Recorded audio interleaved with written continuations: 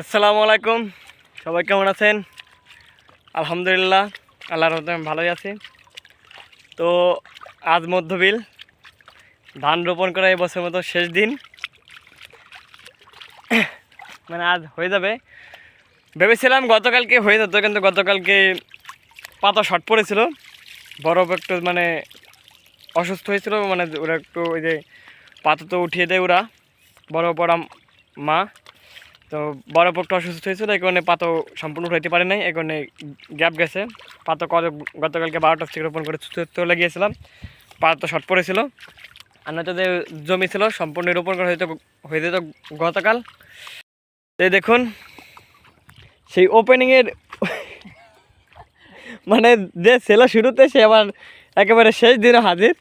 ও শুরুতে ছিল, মাঝে ছিল না, আবার শেষ দিনে আবার হাজির হয়ে গেছে। মানে 1 জানুয়ারি থেকে আমরা ধান রোপণ করে শুরু করেছিলাম। তো এখন আমার সে মামাতো ভাই, এই ছোটো ভাই আর আমি, এই তিনজনে মোটমাট রোপণ করা শুরু করেছিলাম। তো মাঝে ওই প্রথম দিন শুধু রোপণ করে গেছিলো আমাদের, এরপর আবার ওদের রোপণ করা শুরু হয়েছিল। ওদের গ্রামে চলে গিয়েছিল, ওদের বাড়ির রোপণ বাগেরহাট জেলায় শীতলমারি থানায়। তো ওইখানে চলে গিয়েছিলো, আর আমরা আমাদেরটা পরে মাঝে রোপণ করেছি।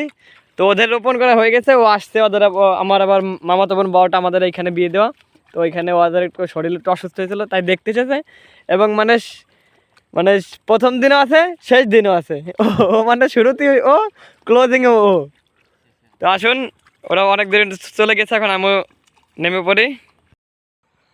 আলহামদুলিল্লাহ, আমরা তিনজন আজকে রোপণ করে গেলাম। ধান রোপণ করা মধ্যবিলে শেষ,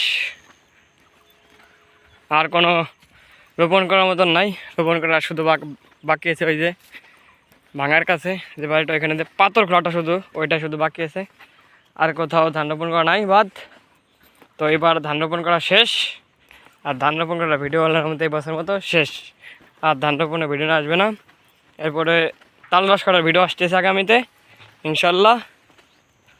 তো তাল রস কাটার ভিডিওর জন্য সবাই চ্যানেলটিকে সাবস্ক্রাইব করে রাখুন। তো আজকে ভিডিও পর্যন্তই, সবাই ভালো থাকবেন, আল্লাহ হাফেজ।